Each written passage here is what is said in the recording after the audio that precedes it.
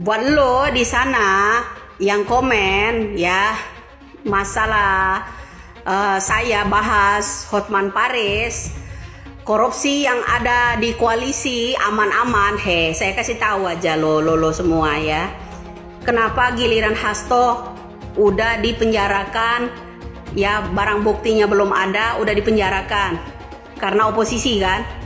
Kalau koalisi, kenapa Menteri Agamanya Jokowi Yakut nggak ditangkap, bebas begitu aja kesana kemari, bahkan jalan-jalan sama perempuan, iya kan?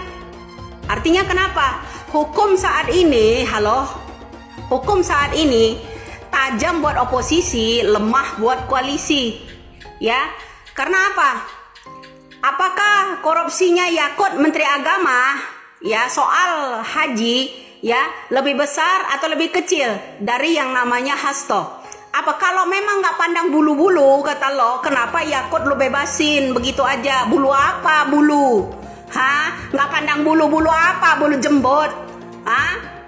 Jadi lo harus tahu ya, kenapa giliran Hasto udah lo borgol, lo tahan di sana. Giliran Yakut Menteri Agama soal haji lo biarkan. Kemudian lo yang memusuhi yang namanya Ahok, masalah di BUMN, masalah di Pertamina, lu jangan lupa menteri yang namanya BUMN sebelumnya harus diperiksa. Percakapan tersebut tersebar di mana-mana. Jangan kebalik hidup lo. Giliran orang memperluas percakapan yang namanya Ibu Sri Mulia, Ibu Rini Sumarno, menteri BUMN sebelum Erik minta jatah kala itu, ya, lo semua mingkem.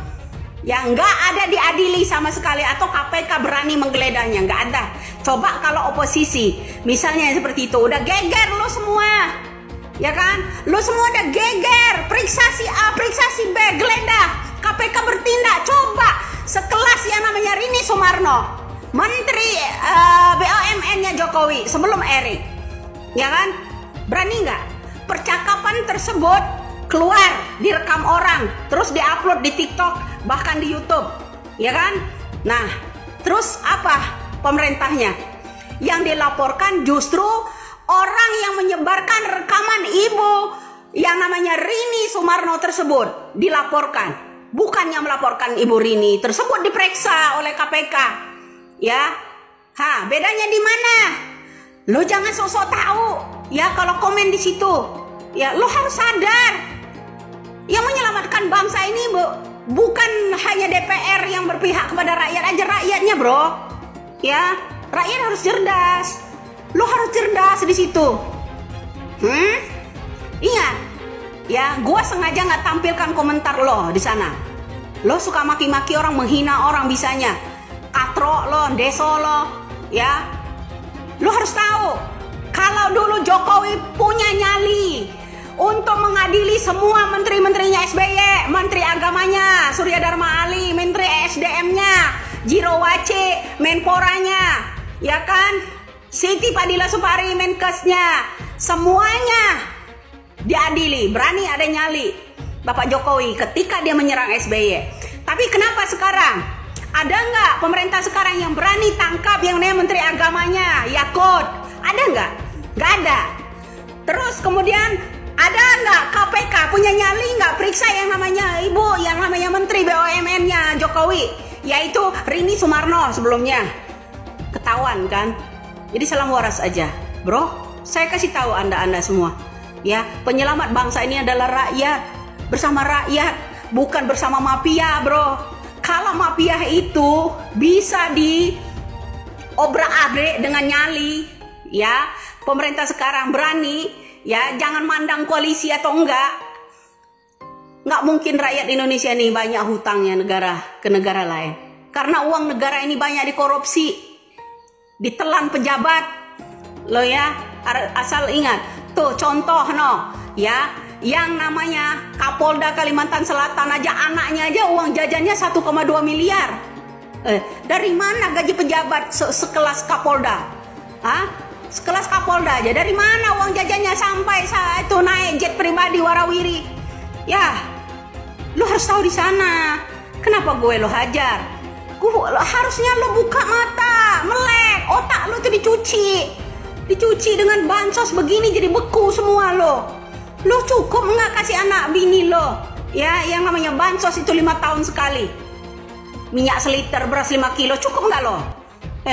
Sadar.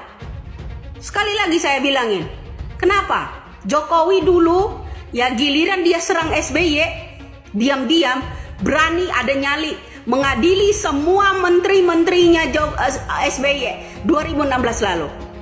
Cirewace, SDM-nya, agama, Siti Fadilas Menkesnya, Kemenporanya, ya, termasuk Angelina Sondakh, mereka berani lo adili. Apa karena oposisi? Nah, halo, buat AHY khususnya AHY, bapak lo diserang-serang dulu, mana nyali lo sekarang? Dulu lo cempreng sampai langit ketujuh lo suaranya, nyerang-nyerang Jokowi, ya kan? Nah, sekarang kok kicep? Berani nggak lo punya nyali kalau lo gentle? Ya senggol-senggol itu bos, senggol-senggol itu menteri-menterinya Jokowi, terutama menteri agamanya, senggol bos. Jangan hanya menteri bapak lo aja Surya Dharma Ali diadili Jokowi. Prabowo berani nggak adili menteri-menterinya Jokowi? Yakut menteri agama, menteri BUMN-nya Sri Sumarno, berani nggak? Ada nyali nggak? Salam boros aja buat lo, ya. Sampai di sini lo paham semua. Orang-orang yang ada di BUMN itu banyak koalisi dulunya, ya. Jangan lupa bro, bagi-bagi, ya. Salam boros. Kau bikin otak-otak ya kepada orang-orang yang membela Ahok. Kau suruh pakai otak, otakmu sendiri nggak kau pakai. Kan sudah jelas Ahok itu telah menyatakan ia telah melalui berbagai cara telah mengungkap berbagai kebobrokan di Pertamina.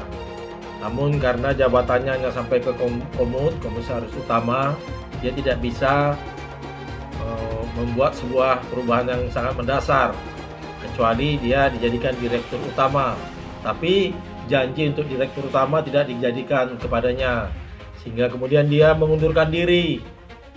Nah, kalau kamu bilang Hotman Ahok itu salah karena tidak membongkar dari dulu, otakmu yang harus kau pakai, karena Ahok itu telah mengungkapkan berbagai kebobrokan. Dan kenapa diungkap sekarang? Karena yang mengungkap itu kejaksaan, yang membongkar itu kejaksaan. Jadi kalau kejaksaan dari dulu tidak mau membongkar, itu bukan salahnya Ahok, salahnya kejaksaan lah, salahnya KPK, karena dari dulu sudah diungkapkan itu. Kau yang pakai otakmu. Oh, Hotman. Lebih tua daripada Hotman Paris, umur saya 70 tahun. Hotman dengerin nih kata partai official itu. You jangan sombong. Orang tinggi hati akan direndahkan, orang rendah akan ditinggikan. Dan kamu sekarang sudah mendapatkan. Kamu serang Ahok dan segala macam, dan netizen sudah bergerak sekarang untuk tidak lagi respect kepada Anda. Ya, ini adalah evaluasi. Saya sayang sama Rasmi, saya sayang sama Hotman. Tetapi ya kita harus dudukkan masalahnya. Kalau memang masalah ini bukan sebagai suatu masalah yang harus diselesaikan secara hukum, harusnya secara baik-baik. Ini masalah pribadi. Apa sih masalah seperti ini? Semua perhatian kita hilang habis hanya untuk masalah itu. Saya pikir nggak penting. Tetapi karena memang sudah di ranah pengadilan, ya silahkan. Ya, dalam hal ini saya menghimbau kepada hakim untuk fair, ya, untuk tidak berpihak, ya, imparsial di tengah-tengah, ya, supaya bisa berjalan sidang dengan aman dan semua pihak mendapatkan keadilan. Orang datang ke pengadilan untuk mencari keadilan. Jangan sampai orang datang ke pengadilan mencari keadilan tapi tidak mendapatkan keadilan. Selamat malam. Pesan ini terkhusus kepada Ko Ahok, Basuki Cahayapurnama, yang dulu saya sangat membanggakan dan sangat benar-benar memuji ya sikap dan mantapnya seorang Ko Ahok. Tapi setelah munculnya ini persoalan Pertamina ini, baru Anda muncul kembali dengan ini apa? Semangat menggebu-gebu. Ya, ada beberapa pesan buat Ko Ahok. Satu, Anda itu bukan macan sejati tapi macan ompong. Ya. Karena saya lihat, saya tonton semua video tentang Anda, baru-baru muncul sekarang. Anda itu sangat luar biasa dan mengetahui semua data itu. Dan Anda bilang siap dipanggil DPR. Selama belum dipanggil ini dan tidak muncul persoalan Pertamina, ketika Anda saat itu bisa memunculkan itu segera, mungkin negara ini tidak rugi terlalu besar. Ya, artinya begini kok Ahok, ya. Kalau Anda tidak ingin mencari nama, mencari popularitas dalam hal pengungkapan, ya, kerugian negara yang begitu besar Anda ketahui, harusnya Anda itu memberikan data itu segera setelah waktu Presiden Prabowo dan Gibran itu dilantik, ya. Jadi Anda tidak perlu menyimpan-nyimpan data itu, ya. Tapi Anda bilang akan mengeluarkan data itu dengan sidang terbuka ketika dipanggil oleh DPR, kan begitu? Ini saya heran lihat Anda, ya. Anda komisaris utama, Anda bilang Anda tidak punya kekuatan. Saya jujur aja tidak paham kinerja atau foksi daripada komisaris utama, direktur utama, ya. Tapi yang pasti Anda mengetahui itu sudah sejak lama, tapi Anda tidak mau membongkar. Artinya ada dua, Anda ingin cari popularitas atau Anda tidak percaya kepada pemerintahan yang sekarang, ya. Jadi sudah ayo ocehanmu itu, ya. Kalau kau ingin negara ini bagus, udah serahkan ke pemerintah data-data itu, serahkan ke Presiden Prabowo sekalian, ya, biar lebih mantap, ya. Tapi kalau Presiden Prabowo tidak menyelesaikan data yang Anda berikan, ya mungkin kita bisa blow up, ya. Anda mungkin bisa langsung ungkap semua. Kenapa harus melalui sidang terbuka, ya, dengan DPR? Anda menunggu dipanggil DPR, berani DPR manggil saya. Anda itu sangat luar biasa di masa lalu, semua memuji dan mengeluh-elukan Anda. Oke lah, ya, terlalu banyak bacotmu Ahok, ya. Terlalu banyak bacotmu. Bapak Jaksa Agung, kalau sekali lagi Ahok mengatakan bahwa Ahok mau membongkar mega korupsi yang sekarang ini terjadi, cepat Jaksa Agung tersangkakan Ahok. Karena kalau dia mengatakan sekarang dia mau bongkar, berarti dia punya data. Dia tahu kasus tersebut, dia tahu mega korupsi tersebut. Kenapa tidak dibongkar pada waktu dia 5 tahun menjabat sebagai komisaris utama Pertamina? Kenapa memenuhi syarat sebagai tersangka? Menurut Undang-Undang PT dan menurut hukum pidana, komisaris yang melalaikan kewajibannya dapat dituntut dan dirugi oleh perusahaan maupun oleh warga korban dan juga dapat dipidana. Ngerti gak? Kalau dia mengatakan membongkar berarti dia udah tahu. Atau memang dia tidak tahu apa-apa, hanya mau tebar pesona, mau nebeng populer. Karena selama jadi komisaris dia sibuk bermain golf. Kepada para pendukung Ahok, saya hanya minta Hotman hanya memakai logika hukum. Kamu jangan pakai pantat, mikir jangan pakai pantat, ya, para pendukung Ahok. Lu ngomong apapun, gua akan tetap mengatakan apa adanya secara hukum. Saya bukan buzzer. Income saya lebih besar dari gaji 10 orang menteri. Tanya kepada Pak Prabowo, saya tidak pernah tertarik jadi birokrat, oke? Dan saya perhatikan, sekali dia mengatakan mau bongkar, berarti dia tahu. Kalau dia tahu, berarti dia lalai. Kalau dia lalai, perdata pidana adalah sanksinya. Kata Dr. Hotman Paris. Jadi bang, kalau ngomong jangan seenteng-entengnya doang, sambil melek, lihat kenyataannya kayak gimana. Bisa nggak BTP ngotak-ngatik dirut di Pertamina? Ya nggak bisa lah. Kalau nggak dia yang ditebas sama yang di atas, gimana? Gue nggak membenarkan apa yang dilakukan sama dirut Pertamina, ya. Dari dulu emang udah bobrok bang.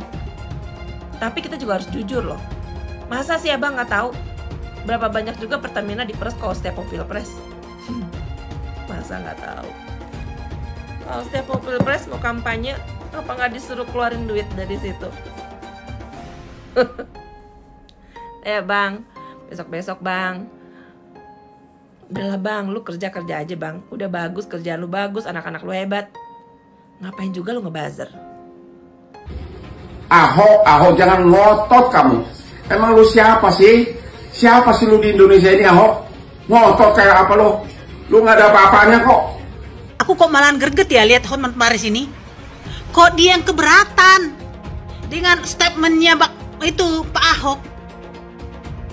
Seharusnya sebagai masyarakat dia mendukung dong supaya proyek ini dibongkar habis sama Pak Ahok. Kok dia yang keberatan? Aku jadi curiga nih ya kan. Jangan-jangan dia juga ikut menikmati hasilnya ya kan. Dia loh dalam keadaan sakit. Dengan emosinya doh dia itu berkomentar seperti itu. Ayo coba Anda bayangkan. Seharusnya kan dia fokus dengan kesehatannya dulu. Ya kan? Saya ketawa aja. Masyarakat lebih percaya Ahok daripada si Hotman itu. Rahupu. Ya iyalah, saya juga percaya Ahok. Saya nggak percaya Hotman Paris. Dan saya ajak semua, dan saudara juga ajak yang lain, kita dukung Ahok. Untuk apa? Untuk membongkar bobroknya Pertamina. Kan Ahok udah teriak dari 2020, cuman gak ada yang gubris aja waktu itu. Malah dilawan sama salah satu politisi Gerindra yang adalah anggota DPR RI. Siapa dia? Pak Andre Rosiade. Beliau meminta untuk Presiden Jokowi saat itu copot Ahok karena dianggap buat kegaduhan. Ya terbukti kan hari ini. Korupsi luar biasa kan di Pertamina. Kita dukung Ahok lah ya. Doakan Ahok supaya Ahok kuat dan membongkar kasus korupsi di Pertamina. Gue udah maki-maki dia tiap minggu. Kalau gue dirut, udah gue pecat. Ini pernyataan Pak Ahok teman-teman soal Rifa Siahaan, Direktur Pertamina Patraniaga yang baru aja ditetapkan sebagai tersangka korupsi kan dalam kasus Pertamina. Ini ada tangan yang berkuasa ikut main kalau menurut saya gitu loh di Republik ini. Itu yang saya maksud. Biar kalau urusan saya mau subholding beresin apa yang susah? Saya kasih contoh gini ya. Ini bisa jadi lebar kemana-mana kasusnya kalau dibongkar. Saya senang banget ini. Semua. Saya cuma minta Pak Jaksa sidang terbuka di Republik ini. Berarti ada siap dipanggil Kejagung? Oh saya siap. Saya senang membantu. Dan saya senang kalau di sidang itu semua rekaman rapat saya itu diputar. Biar seluruh rakyat Indonesia mendengarkan apa yang terjadi di Pertamina, apa yang saya marah-marah di dalam. Pak Ahok sendiri yang belum menjabat sebagai komisaris utama Pertamina udah lama curiga katanya sama kebijakan Rifa. Dia berkali-kali nih memperingatkan soal kebijakan aneh di Pertamina, termasuk salah satunya transaksi tunai di SPBU yang nggak dihapus dan proyek pengukuran BBM digital yang malah dikerjasamai sama Telkom dengan biaya triliunan. Sekarang setelah Rifa resmi jadi tersangka, Pak Ahok itu bilang dia nggak kaget sama sekali. Bahkan dia siap nih buat dipanggil Kejaksaan Agung buat bongkar semuanya, mulai dari rekaman sampai notulensi rapat yang dia simpen sampai saat ini. Dia juga menyinggung dugaan keterlibatan oknum lain termasuk dari BPK teman-teman. Jadi apakah penangkapan Rifa ini bakal jadi awal dari pengungkapan kasus yang lebih besar? Akankah Ahok membongkar semua praktik mafia migas? Atau bahkan Ahok sendiri yang ikut terlibat di dalam permainan besar ini? Coba teman-teman, serap pendapat kalian drop komen.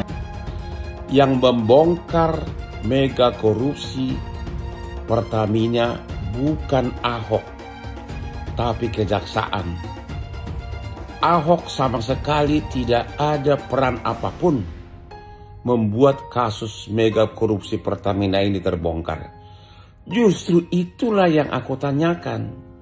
Sekarang tiba-tiba Ahok ngoceh di mana-mana akan jadi saksi di kejaksaan. Saya siap bongkar. Itu yang saya tanya. Anda itu berapa tahun jadi komisaris?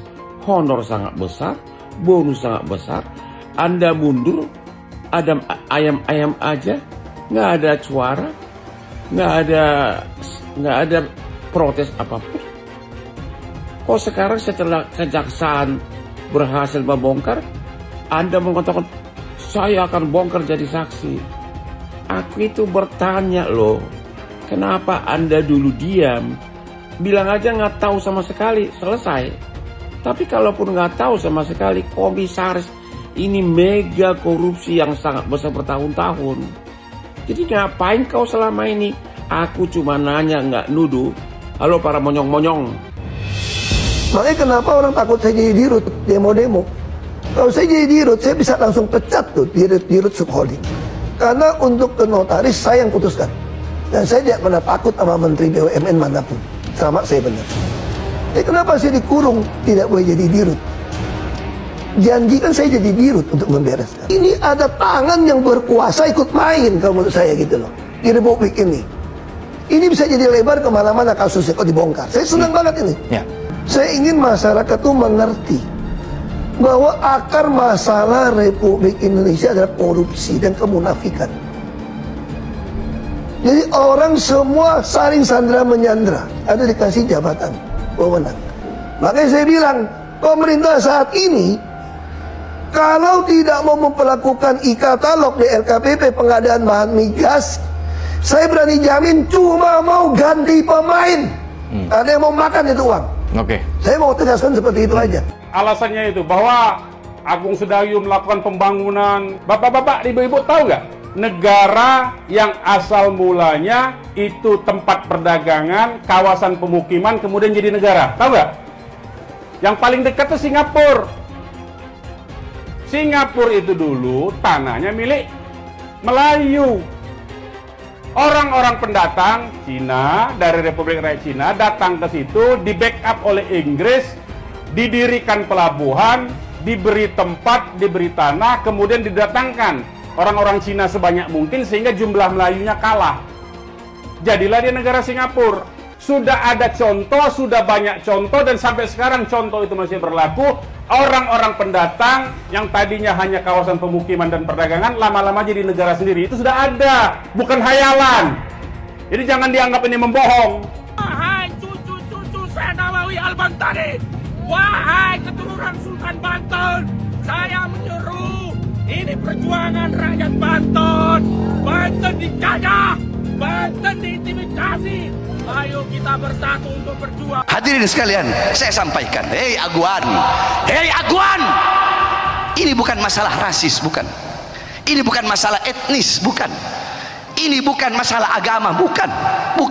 Hei Aguan, saya sampaikan kepada kamu, Aguan, walaupun engkau punya segala-galanya, engkau punya uang, harta yang berlimpah, engkau bisa beli oknum-oknum pejabat, engkau bisa beli oknum-oknum perangkat-perangkat negara dengan kau punya uang, walaupun kau bisa beli partai-partai politik atau oknum-oknum anggota dewan.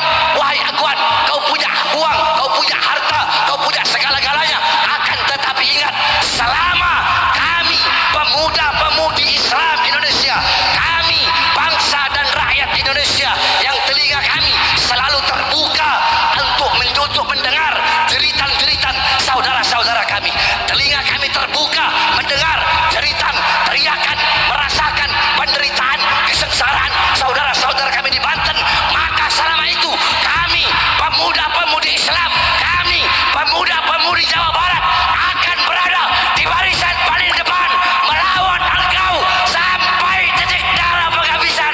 Salah seorang tokoh anti PIK 2 yang sekarang bersuara sangat keras adalah mantan Sekretaris Kementerian BUMN Muhammad Said Didu. Ada pula mantan Kabareskrim Polri, Komjen Purnawirawan Susno Duaji, yang menegaskan bahwa kasus PIK 2 menunjukkan bagaimana sejumlah pejabat menjadi pelayan oligarki. Semua orang jadi tahu siapa si Jongos, tulis Susno. Di Banten sendiri saat ini berlangsung upaya untuk membangkitkan kemarahan masyarakat Banten untuk menolak pengembangan PIK dan PIK-PIK selanjutnya. Mantan Ketua KPK Abraham Samad bersama Said Didu juga melaporkan kasus PIK 2 dan Aguan ke KPK. Menurut Samad, laporan ini mencakup nama Aguan serta mantan Presiden Jokowi. Menurut mereka, di dalam kasus ini ada dugaan korupsi dan suap yang telah menyebabkan kerugian negara. PIK 2 menunjukkan kejahatan etnis Cina kepada kaum pribumi. Maka saya berani katakan di sini, hei orang miskin, hei orang melarat, tidak usah bayar pajak karena pemerintah haram mengambil pajak dari orang-orang miskin dan melarat, saudara. Allah mewajibkan zakat hanya kepada orang kaya. Haram ambil pajak dari rakyat, saudara. Haram, apalagi dari rakyat miskin yang melarat, yang nyari kerja susah, yang makan susah. Haram kau ambil pajak dari mereka. Lalu Prabowo lengserkan dia, setuju gak? Setuju gak?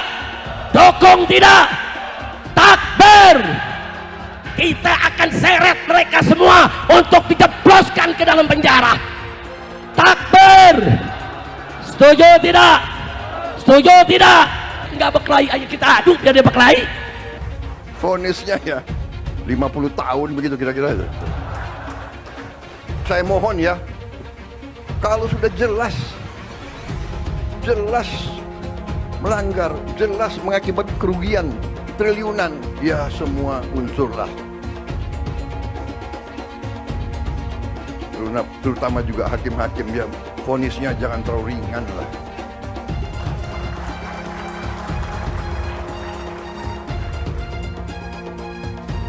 Nanti dibilang Prabowo nggak ngerti hukum lagi.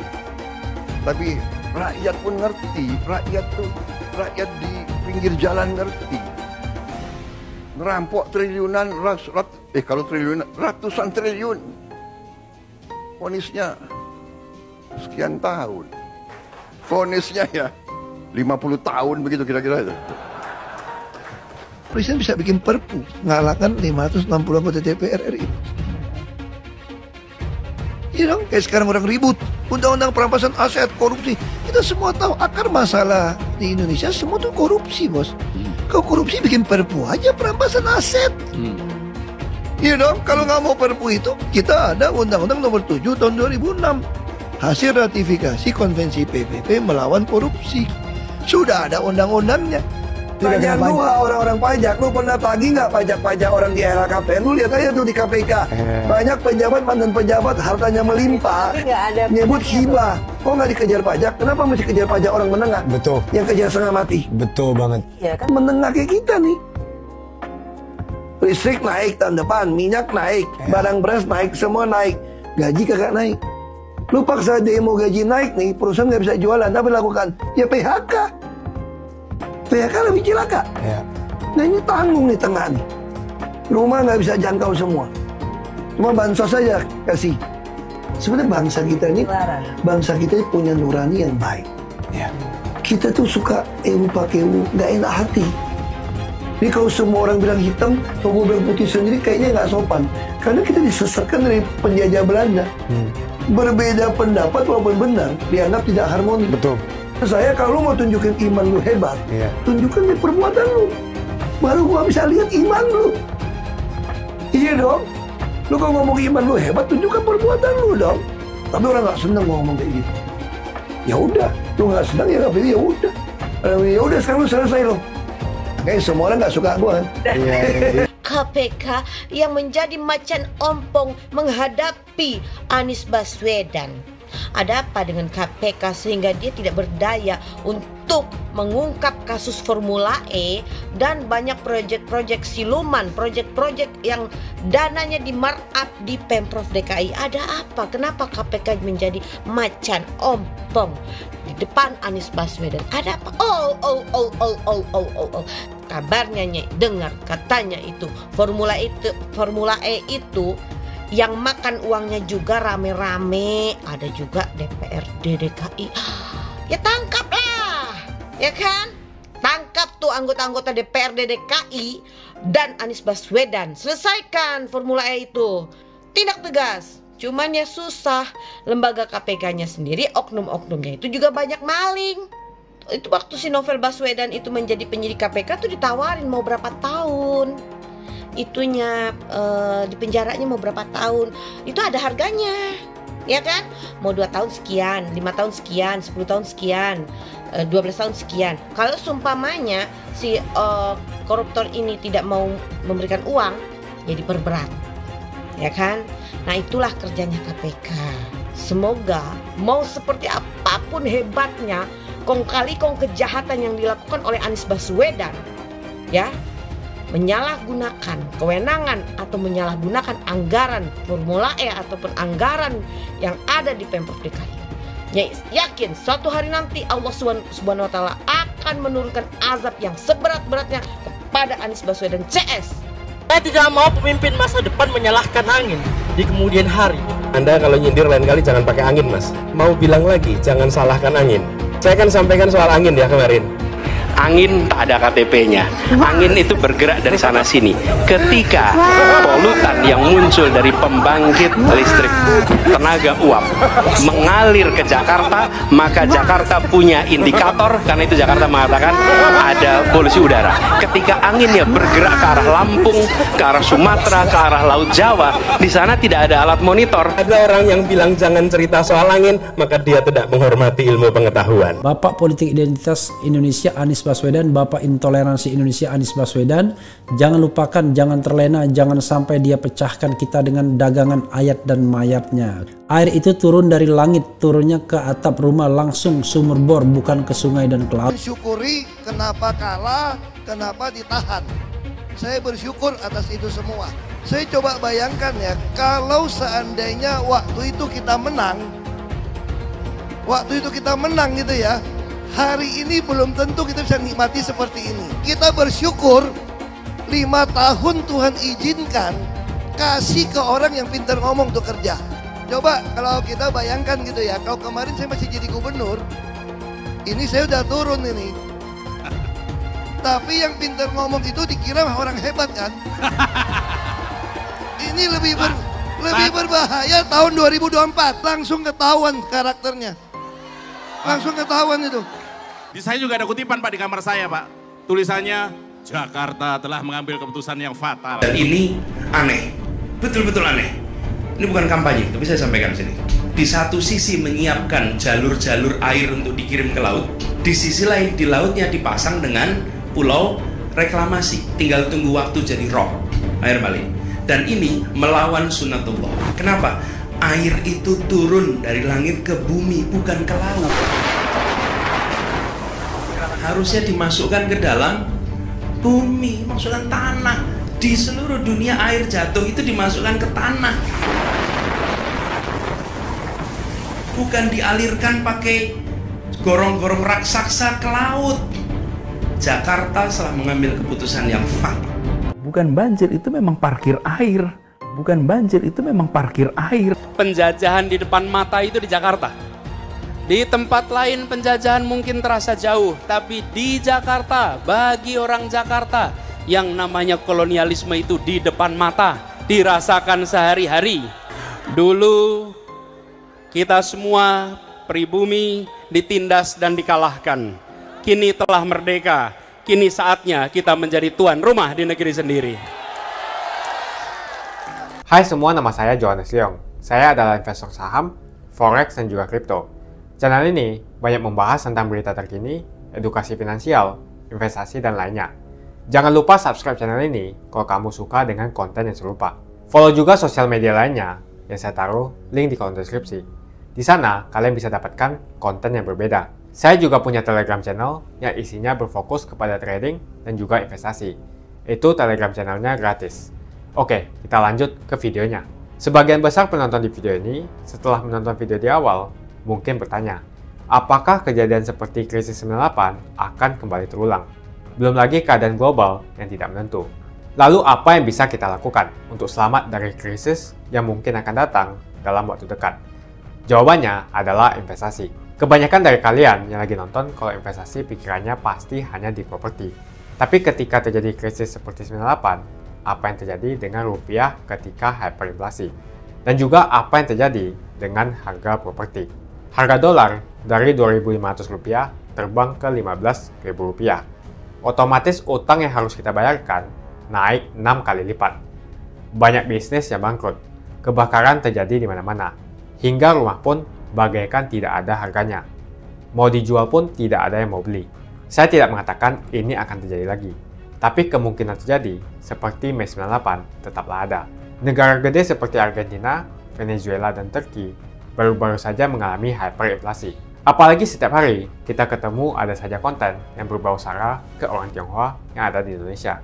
entah itu dari Instagram ataupun dari YouTube, ataupun sosial media lainnya. Kita bisa lihat di tahun 2017, saat Pilgub Jakarta, hampir terjadi kerusuhan seperti 98, karena Ahok dituduh menodai agama.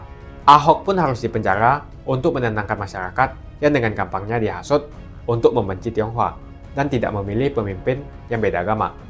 Pada akhirnya, Anies jadi gubernur dengan bantuan Ormas Terlarang FPI, dan sampai saat ini dijuluki sebagai Bapak Politik Identitas. Kejadian itu pun berlanjut hingga saat ini. Masifnya pemberitaan SARA terhadap Tionghoa beredar di media-media nggak jelas. Penontonnya setiap hari dihasut untuk menggulingkan pemerintah karena tuduhan Indonesia dikuasai oleh Taipan atau Sembilan Naga, yang ujung-ujungnya menyalahkan Tionghoa lagi. Kita bisa melihat kejadian di PIK 2, di mana ormas terlarang seperti FPI dan juga HTI terus menghasut masyarakat untuk membenci Tionghoa. Saya tidak bisa membayangkan jika kejadian seperti Mei 98 terulang kembali. Setiap musibah yang selalu disalahkan adalah keturunan Tionghoa. Setidaknya di video ini, saya akan membagikan strategi saya yang sudah saya terapin jika kejadian 98 terulang kembali. Tujuan dari strategi ini supaya kita setidaknya bisa selamat dari masalah finansial ketika musibah ini terjadi. Strateginya adalah investasi di aset yang berbeda-beda, bukan di satu jenis aset saja. Misalnya hanya di properti. Kalian bisa mulai belajar berinvestasi di aset yang berbeda seperti Bitcoin, emas, dolar, bahkan saham global atau saham Amerika. Ini adalah cara yang bagus untuk mengurangi risiko tergantung kepada satu jenis aset saja. Bukan nggak nasionalis kalau kita mau invest di aset-aset yang saya sebutkan tadi. Tapi memang peluang yang kita dapatkan dan potensinya memang jauh lebih bagus dari properti, apalagi deposito. Pertama, pelajari jenis aset seperti emas.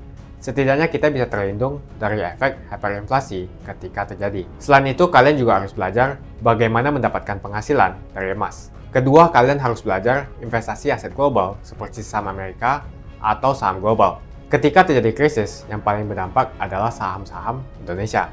Karena semua utang perusahaan dalam bentuk dolar akan terkena dampaknya.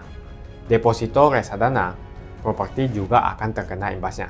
Ketiga adalah kalian harus belajar mengenal berinvestasi di Bitcoin.